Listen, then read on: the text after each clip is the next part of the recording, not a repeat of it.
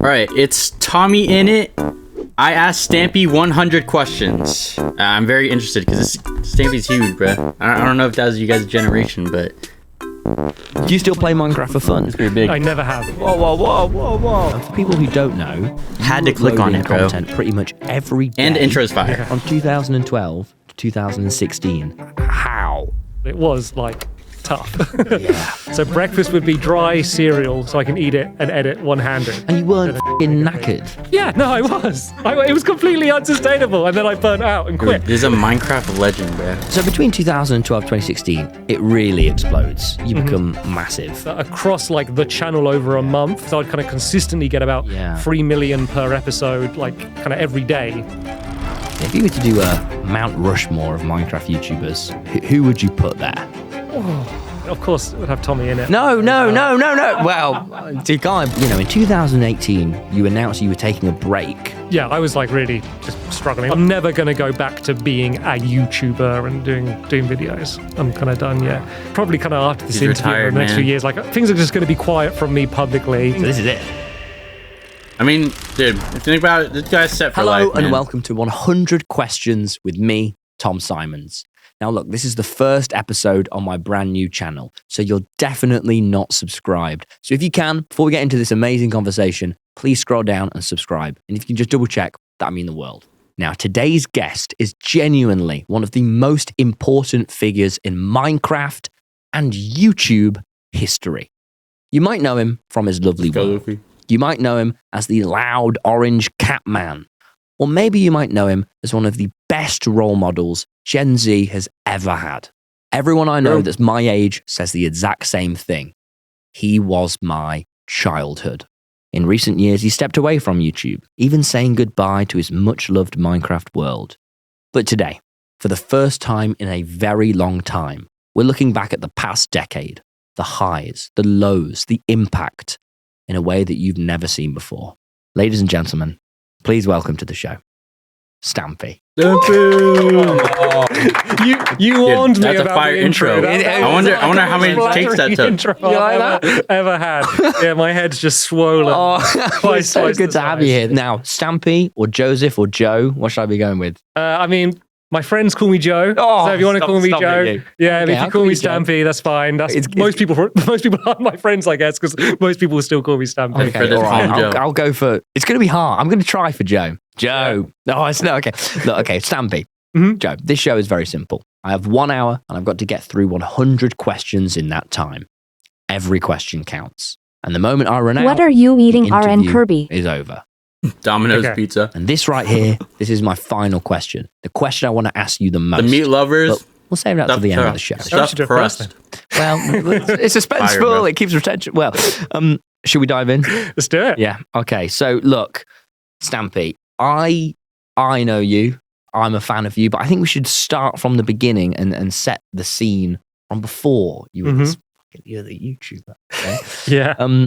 I wanted to ask you, what made you first get into YouTube? Yeah, so it's kind of weird. Like I kind of got into YouTube before YouTube was a thing because I was just making videos with my friends, like at school, making little animations.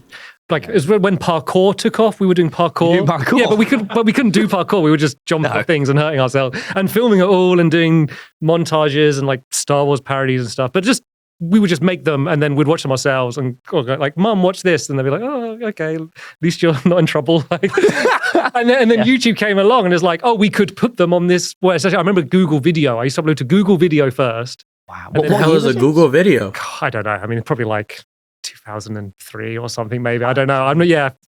Check Wikipedia to check the timeline. I was 1 year off being alive. Oh, God, that's bad. But yeah, so I remember there was YouTube and Google Video, and I was like, yeah, I prefer Google Video. And then YouTube won, and then Google was like, okay, we'll buy YouTube. And so then there was this platform. So all my first videos were videos that I made before YouTube existed. And I was like, oh, now I have a place to put them. And I'll put them up there, and no one will watch them there instead of at home. Yeah. I just realized how much thinking of an OG, it's parkour, OG but you also is. first started out on YouTube making sketches as well.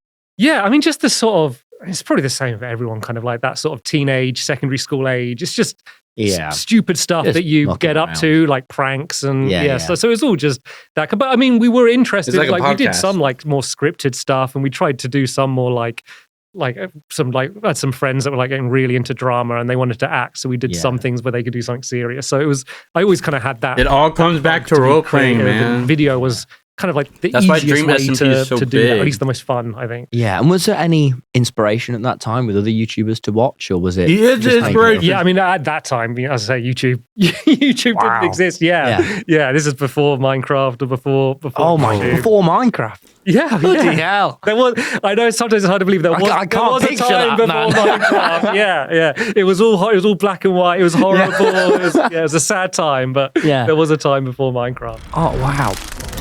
So you move to Minecraft and you start Stampy's Lovely World. Yeah. Can you, for the audience that don't know, explain exactly what that series was?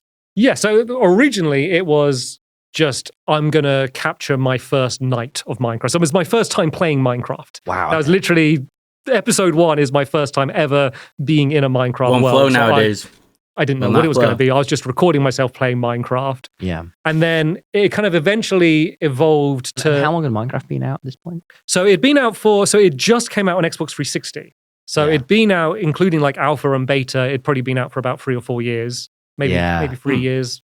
I remember it coming out on the 360. Yeah, and then I was much more of a console gamer at the time. So when it came out on 360, but to be honest, I didn't really want to play it. I still won Halo, but all my friends were playing Minecraft. So I was just kind of capturing my first time playing, and then I guess it evolved the series. Eventually, I started adding storylines. So it came about naturally at first. How's volume? Kind of project, like people would just be playing in the world while I'm playing. You had your mates in it. Yeah, so I had my mates just like messing around. And someone would they've got a few dogs. And I'd be like, they're trying to build a dog army. And then but they were just getting dogs. And then after the episode, because they couldn't even hear me either. I was too embarrassed. They couldn't hear me while we were playing. You weren't in the call? No. So it was all like coincidental. I think most people don't know that. They assume they can hear me. And then afterwards I'd be like, oh, by the way, I said that you're building, doing a dog army. So maybe next episode, pretend to fight me or something. Would they ever be in the calls? All scripted. Okay. Eventually, yeah. I All got scripted. a bit more confident, and then it kind of progressed to when people find out Dream SMP is in the scripted. latter part of the series, they turned up into full story arcs, and it was much more planned than it was at the beginning. And that kind of heightened voice that you did in the series, it's oh my God, warms my heart. Yeah. Did that come to you organically, or where did that kind of come from? The YouTube accent. It didn't exist yet. Yeah, because it kind of wasn't. There's this very gradual curve, because at first I was kind of quite quiet and I wasn't speaking in my normal voice because I wasn't comfortable enough to speak in my normal voice in a microphone. I was almost trying to be too formal at the beginning. And then I think it kind of happened more because at first, as I said, I was making videos and just my mates were watching. And then eventually I realized that there was a younger audience. I think because I was playing on Xbox. Yeah. I think it was a big reason. And then I think just something about my style appealed to kids. And so I think once I kind of realized it was more kids watching, kind of the energy level sort of increased, and I guess the volume increased a little bit from my natural voice. Mm-hmm. Might be like asking a monkey to dance, but would you be able to give us a tiny bit of the voice, or can you not do it? I can. Maybe you could say, "Hi, I'll do Stampy, the I'm with Tommy in it," or Tom Simons, maybe just. I do a hello. This is Stampy. Damn. You say you with. Oh Tom my Simon. God! Wait. And I'm with Tom Simon here doing a lovely. Yo, that's so nostalgic, bro. It's What the fuck? It's all right. But I haven't heard that voice in so long. Yeah. Oh wow. I'm here with Tom Simon. Oh wow. Oh well, I'm freaking out internally. So I know. I can't imagine being in Tommy Innett's situation. That experience you're on where YouTube front. He's page. talking to one of his. Walk us through what happened, because it was inspirations, am I right, basically. just fucking overnight. You're fucking everywhere. If I ever talk to Captain Sparkles, I mean. Yeah, it was, I guess within kind of a 5-month period is kind of when it really went I'd freak crazy. out. But it's almost it's weird because nothing really changes apart from the things you're seeing on the screen. I was still living with my parents at the time, and the way I made videos, everything, nothing changed in my life during that time. I wonder how old he was. Apart from I'd look at the number in the views and it would be 1 million rather than 25. There weren't many people getting 1 million views back then, were there? YouTube wasn't that big. No, it's certainly not that consistent. I think one of the weird things for me was how regularly I uploaded and then how consistently I was getting that number. So I think there was even a while over kind of the first few years, I was really kind of under the radar, where apart from my audience, like I think a lot of people didn't know me. So I didn't get the most views like overall or like per video, but across like the channel over a month, I would get a lot because I would kind of consistently get about The interview with Tommy episode, in it like and kind of every Stampy. day. Two Whereas big other Minecraft people might get content like creators. 10 million, but they do a video a month. And so it was kind of like, I feel like it took a while for like, I guess, the greater either YouTube or even mainstream community to kind of like clock on to like not just me, but my like friend group that were kind of doing these like Minecraft console videos. And what did your parents make about all this success? It's funny because at first, like when it was first taking off, it was kind of hard to like explain to them because I could be like, oh, this got this many views doing Minecraft, and they're like, oh, the thing you're in your room doing all of that. You know, they don't understand it. It was really only when kind of I started getting more mainstream attention, like got like some interviews with like the BBC or there was some like newspaper. Dang, it took that long? Like then they were like, oh. Were the parents not looking at the checks like, he's getting? This is big enough that, you know, you're on BBC Breakfast or whatever. Like we understand. Actually, so I think that that's makes kind sense. of when It did they go really got it. mainstream. But we've been really supportive, like from the beginning. Oh, that's lovely. Can I ask, how was that? Because I've watched back in preparation for this, all of those mainstream interviews where they're like, how much money did you make? How, as a fellow nerd, was that socially? Because it looked They hated gamers back in the day, bruh. No one I always understood. felt like they never found the interesting story. Like the interesting story was like not me, but like there was a revolution in media, the way it's produced and consumed. Like the world was changing. And I think that was the interesting story. Yeah. But their story was like, oh, you could make money playing video games in your bedroom. Isn't that interesting, parents? You know, like, wouldn't that be funny? Like that was their angle. I did. But it was still like, Don't worry, bro. The servers. I can imagine. You know, on a TV studio, being interviewed like that. It was a fun novelty to do it, but it's kind of one of the things when you were saying about this, because I haven't done too many interviews since those kind of early ones. Yeah, wow. And kind of the reason I kind of agreed to do this one, because I was like, oh, well, you're from this world. Yeah. But that stuff's not interesting to you. Like you actually, you can kind of relate to a little bit more. Yeah. And did you have any other creators at the time you could talk to about this experience that you could share it all with?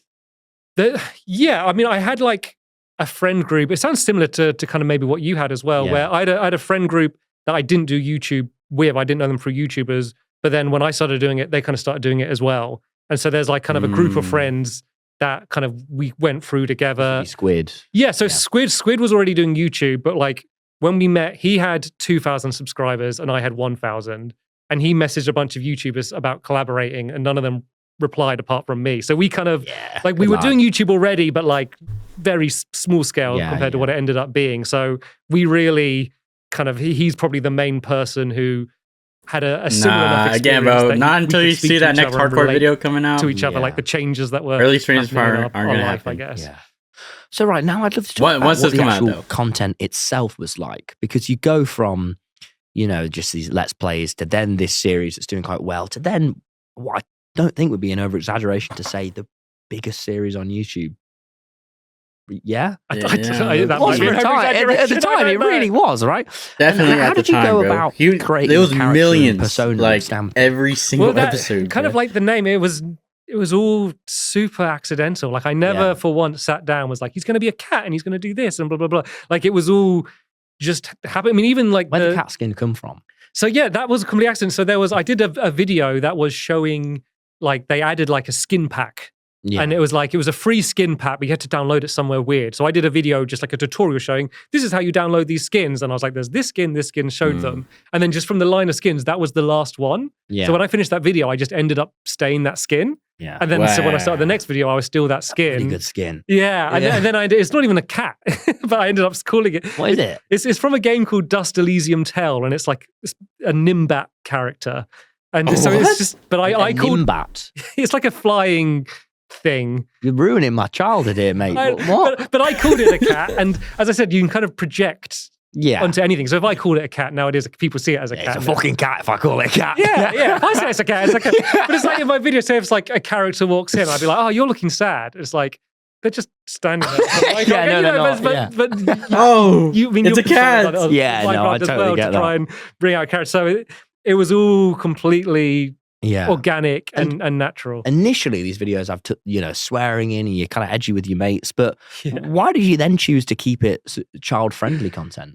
Yeah, so as I say, initially it was just my mates and watching our it. kids so there was no as the audience. worry about the way I'm presenting myself. But then, it was as soon as I started realizing kids were watching, then I was like, I didn't feel comfortable swearing. So for a bit, I added like a Bears. swear jar, like in game. Yeah. I'd have to put like gold in, and then I'm like, shouldn't even have that. So I got rid of that. And so, that's kind of, I don't know what episode. At some point, there was a hard cut off where, and it's not even just not swearing. It's like just the topics I'll discuss or the tone, or like, say if I lost a mini game, I would be like, oh, well, I'll get them next time. You try, and it's not even, I can't do that. Swearing's a part of it, but I think, like in real life, I'm quite liberal with swearing. Like I don't actually think swearing is that bad, but like I think there's other things in terms of the way you kind of could influence people that kind of matters more. So that was kind of the bigger shift that I made to be conscious. Yeah, good dude. He's a good dude. He's a good dude. Do you know what I mean? What an adult thing to do. How old? Yeah, no. I mean, I was an adult. I was probably about your age. Yeah, I would honest. never do. No, You got no, sweat. we're not That is doing such a like incredibly responsible thing to do. Good on you. Like I have a filter around like parents doing that. and, come older people. with did that feel like a heavy But responsibility you had to? I don't know carry? if I'm playing games. Not back then. That just felt like the filter goes away. I should probably do this. I mean, that kind of came more in kind of later years, or like once it kind of got to the point where people would be like, oh, like I watched you during this time in my life and you got me through this, or like, I mean, I'm sure you can relate to some of this. Like people would be like, oh, I moved from another country and you helped me learn English, like that sort of things. I was like, whoa. Oh, like at the time I didn't realize, I was trying to entertain was my goal. And I realized, okay, I entertained, but then also on the fringes, there was, it had an impact in other ways rather than just passing time for 20 minutes. Yeah, but thankfully at the time, I didn't realize it because I wouldn't have liked the idea of that responsibility at the time. Yeah, I totally get that. And for people who don't know, you were uploading content pretty much every day, every fucking day, from 2012 to 2016. Yeah. What? How?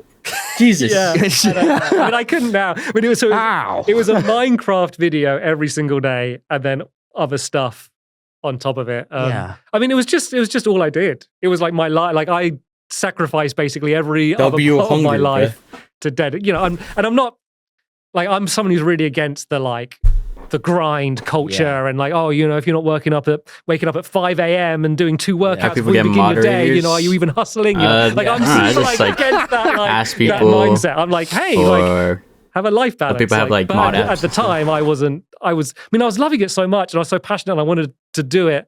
I would kind of just willingly jumped into it. But next time we have mod apps open. Into pressure, or was it always, I can stop any time and I want to do this? Yeah, it was like self-pressure. I mean, there was some pressure in terms of I'd set like expectations for like a big Christmas special or like certain events that I kind of felt like, okay, I've got to always hit these things.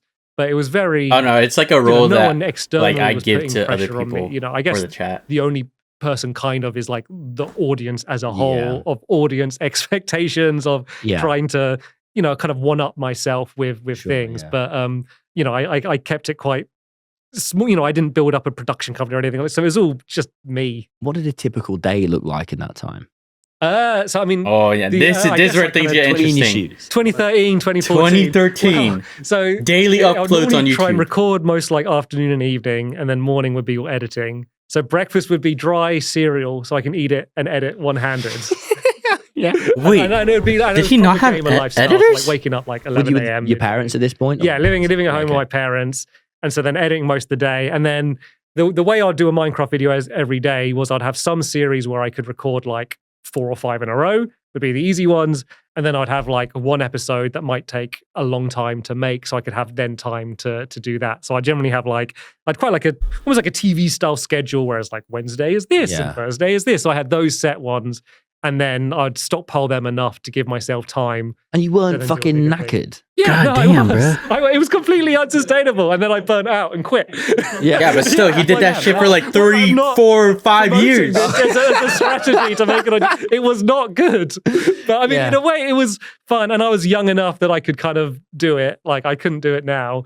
And it was like really exciting. And I got really cool opportunities. But it was like tough. Yeah, God, yeah. So between 2012 2016, it really explodes. You become massive. I mean, massive. How do you cope with this rise in fame and getting recognized? Yeah, it was fun. So we went to, like, I have a really, like, obvious example of, like, the crossover. So me and Ballistic Squid, another YouTuber, I did videos with, we went to like, there was an event in London called like Eurogamer. That we went to it kind of like when we first started doing YouTube videos together, and like no one knew who we were. And like we were wondering, we vlogged it. It was like our first time meeting, and it was just like a fun thing. We just went there as fans. We played, there was like a Minecraft tournament and stuff. I didn't get recognized once. Like we had like probably 5,000 subscribers between us. And then we're speedrunning after like this video. the next year, we arrived and we were doing a meet and greet, and there's like a queue like around like the back of the hall to like meet us. It was like that, like from like a next year, like the way it had grown, and then there's people like dressed as our characters and with fan art and stuff. Like it was that. How'd you handle like, that? Yes, bro. I think, like I said, I had my bubble. Raging. Yeah. Like I would have that day, like that would be like I'd go to Eurogamer or like Minecons, like those sort of events. I'd go to them, and it would be like I would feel like a celebrity for like that time, and it would be like crazy and bonkers. And then I'd leave, and then my life would be like really like by a lot of standards like boring and mundane and like very normal. And so 95% of my life is that mundanity, which I like and is comforting. And then I get to like, for a little bit, like step into the world, like doing things kind of like this, where I'm like, oh, this is kind of what it would be like to be a celebrity, and I can step into the world, and then I can go back to my little bubble. Yeah. Oh man. And okay, There's no way I'm asking, if you were to do a Mount Rushmore of Minecraft YouTubers, who would you? The Mount Rushmore of YouTubers. People who are foundational. I mean, it's probably quite a lot of the early people. I think Captain Sparkles has to be on there. Yeah. Captain like Sparkles. The music video stuff. Yes, sir. Like for me, the people that I watched before doing YouTube, the biggest inspiration were like Yogscast, like Simon and Lewis. Yeah. So I think valid. It feels bad using up 2 of the slots for Simon and Lewis. Maybe it could be like half and half for them. Like, okay, Yogscast, that Yogscast. for like them. And then I guess I'd put iBallistic Squid on because I'm not going to put myself on for like the console.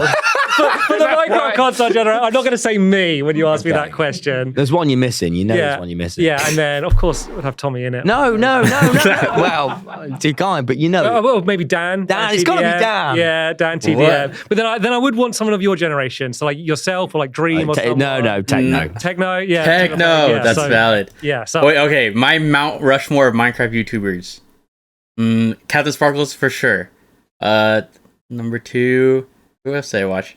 Watched like Ant Venom, Seth Bling, and one more. I watch a lot. Low-key, that was my big 3. That was low-key my big 3. But you're right. From this generation, low-key for me.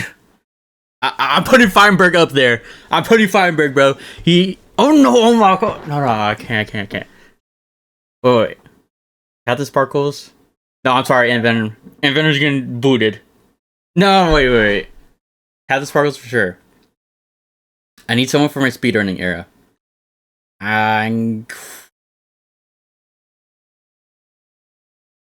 Okay, final answer. Captain Sparkles, Seth Bling, Ant Venom, and Rec Rap. Boom. That's my 4. Rec Rap low-key got me into speedrunning. Afterwards, I do watch more Infume and Feinberg, but Rec Rap's the one that put me on first. And I like his videos. And I like his commentary videos.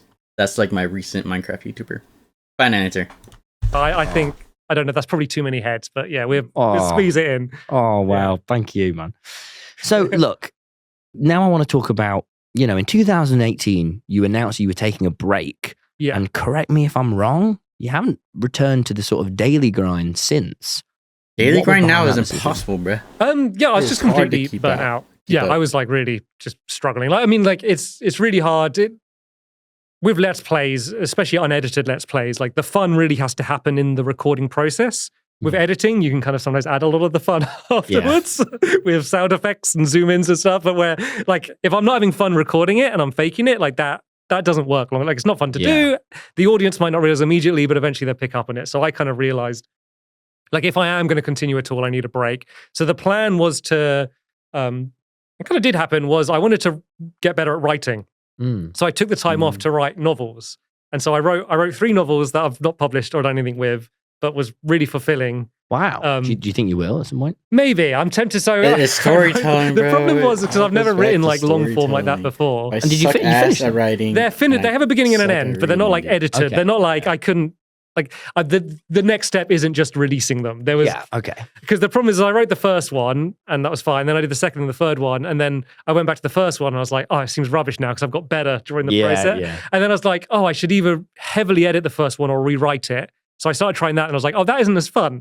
And then I was like, okay, to get this ready, this is actually loads more work now. Then I was like, oh, I'll go back to YouTube. And so that's when I went back to, like, not as regularly uploading, but then that was kind of when I went back to YouTube, kind of maybe around like 2019, 2020-ish. Yeah. But then now you've stopped, is that right? Yeah. So now I don't have any series. Like, I've not announced never doing YouTube again because I'm sure a video, I'll have an idea at some point. There will be another video uploaded, but I'm never going to go back to being a YouTuber and doing videos. Really? Wow. Never. Well, I mean, because I don't understand. I don't. In 5 years, I have an idea for something, and you said you're never going to do it. Like at the moment, I have zero intention to go back to video. I mean, definitely no. I would definitely never go back to kind of what I did before and the quantity. But at the moment, I've got no. I'm kind of getting creative outlets like in other places, I guess. So I know a lot of people out there will probably be a bit disappointed hearing you say for certain you'll never go back. But how? And this is something I've experienced as well. What is you kind of, by doing this for so long, you become this idea of sort of public nostalgia to the point of even new things you do now. Even this interview, there's probably going to be people going, "Oh, I remember that That's too." crazy thing is, like, Tommy how and do it is you going to be the cope with same that? thing in like. How do you find that? It's weird because it's like, in some ways, it's like it is really lovely. A lot of it's people like so watching nice Tommy and it probably don't even know who hear Stampede that. is. Crazy. And, like I was talking earlier, like hear the impact that it's had on people, and to know that these were such fond memories for so many people. Yeah, it was kind of harder when I was still in kind of the last few years when I was still doing YouTube. It was kind of a little bit more difficult because I was like still doing new things and trying to like shake things up a little bit. But like most of the comments were people being like, "Oh, I used to watch you back then." It's always like if I've built a model and I look at my model and they're like, "Oh yeah, I love the one you did like 5 years ago," and I'm like, "I know, but like look at what do you think of this one?" So that was like a little bit difficult, but they were always objectively really nice comments and still lovely in their own right. And so I guess like I've just accepted that there's always going to be like a Stampy shaped shadow behind me wherever I go. And no matter what I do, if it's in any way public facing, like that Stampy shadow is going to be there. And, I've just kind of become to accept that. And there's pros and cons to that. Yeah. We've got about 15 minutes left and I want to get all these 100 questions done. You think we can do 42 more? Oh, can we jump to the quickfire stuff? Wait, is that a real TV? Actually, these. I just want 1 or 2 word answers. Yeah, I thought that was just in post. Okay. I think this is going to get us down. I'm going to do it. Wait. Favorite Lovely World character? Hit the target. First ever. Wait, Minecraft I think it's an memory. actual projection. Minecraft. What, like Yogscast? Watching Yogscast. Really? Yeah, Me before too, playing it. Yeah. That's weird. Oh. Yeah. Best Dude. build you ever made? That kind of blew my mind for a I second. kind of the surface of the moon. The episode I went to the moon. That was, come on. Because I did it without I had to build the moon. There's no world edit or anything. I had to like build the You moon. did it. Yeah, You built it. it's just on console. Yeah, there's no mods. I had to have some help from some people at first, and then they obviously all got bored, and don't blame them. Then How long did you spend just building? Oh, like weeks. So like, why do you just building the surface of the moon? I mean, it doesn't look amazing. Like a second now. I know. I mean, you could have back in the day if I just did it on PC, but I was stubborn. Couldn't you have done it on PC and then plugged it into the? Yeah. Okay. I never used any mods in Lovely World. Yeah, now we have like Matica Favorite and then is cake a block? Cake's a block. Yeah, I'm saying yes. Oh, okay, yeah. Cake. Favorite animal in Minecraft? Ooh, might be boring, but the wolf. Yeah, wolf's cool. Yeah, like the tame wolf, like Axolotl. a dog. You a morning recording or late night recording kind of person? Oh, evening. Yeah, late night. Eating records. Yeah. Yeah. Okay. Do you still play? Yeah, evening everything. Yeah, you're an evening morning, person. morning nothing. Morning, Morning no. shower. Do you still play Minecraft for fun? No. And I'll add to that. I know you want short questions. I never have. Minecraft I record it. Like I never played it outside of recording. Whoa! I never played it for fun. Don't say that shit. I've played it for fun, but like I have fun recording. I've never played it without it being towards making videos. I'm sure like there's been 1 or 2 tiny times, but like I've never like had a world or a thing. Like, to me, the way I enjoy playing Minecraft is making videos in it. Okay. And so Fair, I've not played I it. think. Never. Have you ever beat the dragon? Like legit? Like in videos. Like I've never done it outside of videos. Oh mate! Yeah. Oh my gosh! How do you? reflect on this massive success that you have had now as someone who is older and wiser and can understand it more? I think because I'm not. Oh my God, it is a projector. nostalgic That to one, it in that the one looked same like way choppy. that, like, More had now as someone who is older. Yeah, this is such a wiser. cool concept. I really like this series that I he's think doing because here. I'm not nostalgic to it in the same way that like you are. Yeah. Because I mean, for like those Minecraft days and those YouTube days, like I wasn't a kid, and we're always like most nostalgic for things from where we were a child. And then also my memory of it is making it. So my like what my nostalgia would be from like my life at that time, which I've kind of explained what my life was Yeah, like. So I'm less nostalgic. There's certain things I am, but like I'm not nostalgic for like the videos because I didn't like my memory is making them, not watching them, because I didn't really like. It's not like I kept watching them. Did you watch them back, and do you now? I mean, obviously, like I would edit them, so I would have to then. But like, it's not like I'm going back a week and being like, "Oh, let's look at episode 294 of Lottie." You know, like it's kind of like if anything, I have really bad memory of them. Yeah. Like people will like ask me questions about stuff, and I'd be like, I don't even remember I do that. They'd be like, when you did this, why did you do that? And I'm like, I didn't even know I did that because I like so made it, and then like I've moved on to something new so quickly. Mate, that's and a very healthy way to look at it. Yeah, I mean, it wasn't intentional. It's just it's not interesting to me, right? Because I did it. You know, like I was there. You know? The tears in his eyes, bro. The tears in his eyes are like, you don't care about the videos. I'm It's like, not interesting to me, right? Because I It's like, what? What do you mean by that? What do you mean? like I did it, you know, like I was there, you know. Whereas, But, you know, I'm focusing understandable. on, like new It's things. understandable. I guess I'm quite forward facing, and in my everyday life, like Stampy related stuff, like doesn't come up very often. Yeah. Yeah. Can I ask, for someone who's been on the internet so much, you seem so happy, which is a thing that I think a lot of people view as a clash with the internet. And I know a lot of young people, and me myself, are just incredibly inspired by this uplifting, optimistic energy. Do you have any advice for people on how to stay optimistic and cheerful? Yeah, I mean, part of it is everyone is kind of presenting themselves in some way, like when they're online. You know, even if it's not even like, oh, I'm going to be faking being happy or But in just editing. you now, authentically. I mean, you. Yeah, but I guess it's like you choose when you share stuff from you, and so it's like what I project out of myself online, like that isn't me like 24/7, right? Yeah. Like that is the bits I've decided. You know, I'm mostly private, and so like there's bits that I've decided to share. But I do think I am generally quite happy, and I think I do think being off social media does help with it. And then I'm really lucky to have a really great group of friends and family, and you know, and I've been in quite a privileged position, right? So I've the fact that I now have the time to explore cool projects, and I have time to do fun things, you know, like times are tough for a lot of people, like especially like in the last few years. So it's like you know, in all honesty, that probably helps. Yeah, totally. And when you look at modern YouTube, there's so much discussion about, is it what it once was? Is it good? Is it bad? Is it too much? What are your thoughts on it? Do you look at it with pride, or do you think, you know, it was bad? He's probably glad that he got out while he could. I'm always like interested in it. I always have a curiosity, and I'm almost like try to be slightly removed, and I'm like fascinated by where it's going. And I think it's sometimes good and sometimes better. I think it's good that like it's getting taken more seriously now. Yeah. So there's getting more money behind projects, and like it was always like there was a cool like indie feel to YouTube, but it's gone. But yeah, that's definitely it's still kind of there, but it's definitely much less. Definitely not indie. And I think we've lost that. Indie.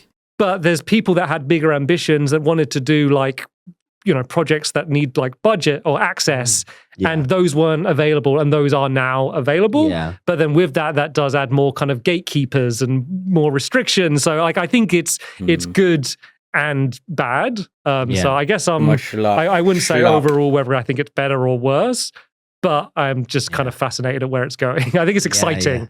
Yeah, it's definitely exciting. Is there anything still left that you want to achieve? Yeah, but it's not like it's book. Public. Okay, right? yeah. It's stuff like I think I'm going to be, you know, probably after this interview in the next few years, things are just going to be quiet from me publicly, and there's going to be things. So this is it. Oh man. Oh, okay. Sorry, not anymore. That last question better be good. Yeah, I know it will. Yeah. Like there's things that I want to do and I'm enjoying, but like, and, you know, and some are kind of creative, and some are just like fun things. Actually, one thing I was surprised didn't come up because I know that you're doing comedy stuff. Is I started doing improv comedy. Really? Yeah. Don't count that. No, I've got one more. That was a statement. That was a statement. The letter, it just says really. Yeah, so not like stand up, but like kind of like scenes and stuff. So like there's things like that like I'm doing. Oh my god, all roads lead back to comedy improv. Yeah, come along. Yes, I would. I do every week. There's a group. I gotta start taking improv classes I will. now. Absolutely, please you're trying do. to make it there's big. things like that I'm doing that like I'm really, and I get excited about Which, these. I got really into like honestly, fitness last year. There's like probably things makes that like are sense. new to me. That It's all entertainment at the end of the day. I'm as excited about as the YouTube thing, but like people just never know about. It's just private life stuff, I guess. Yeah. Right. Mm. Are you ready for the big question? You can't stop asking questions before it. Oh yeah. You are ready for the big question. I can ask you questions, right? Yeah. So, are you ready to ask me the big question? I'm fucking so ready, man. I'm actually born ready. Right, let's do it. Got tea on it as well, red tea. It's gonna be like, what's your favorite food or something? Is it? Yeah. Oh my god, holy production value. This is it. You seen that? Oh my god, oh my god. Come on, Yeah. come on. Right.